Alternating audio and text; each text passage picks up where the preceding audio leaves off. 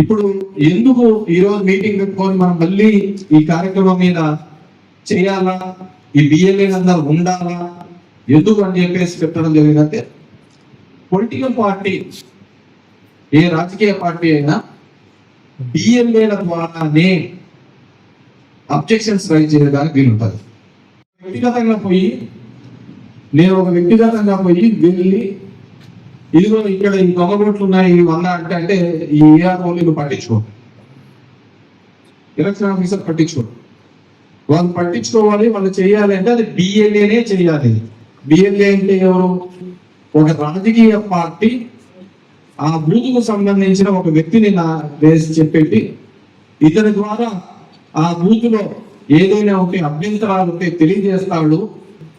దాని మీద మనము చూడాలి అని చెప్పేసి అభ్యంతరాలు తెలపడానికి ఉన్న ఒకే ఒక వ్యక్తి ఎవడంటే అది బిఎల్ఏ.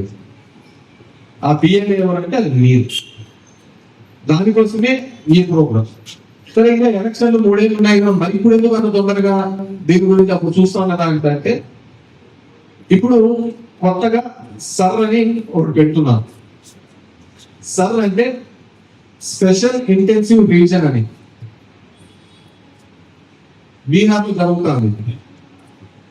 ఇప్పుడున్న ఈ ఓటర్ లిస్టుకు సంబంధం లేకుండా బిఎల్ఓలు వీళ్ళు ప్రతి ఇంటింటికి వస్తారు. వచ్చి ఓటర్లు ఎంతమంది ఉన్నారు, ఎంతమంది లేరు, వాళ్ళ అర్హత ఉందా లేదని మళ్ళీ కొత్త ఓటర్ లిస్టు తయారు చేయడానికి, ఈ ఓటర్ లిస్టుతో సంబంధం లేకుండా.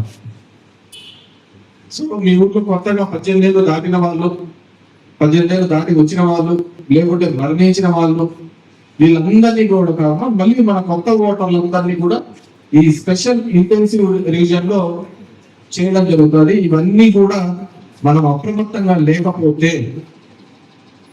ఏ విధంగా ఈ దొంగ ఓట్లు కానీ వీటిని అడ్డుకట్ట వేయకుండా పోతామనే ఉద్దేశంతో మొదటనే మనం జాగ్రత్త పడాలి, అప్రమత్తం చేయాలి అనే ఉద్దేశంతో ఈ కార్యక్రమం నిర్వహించడం జరిగింది.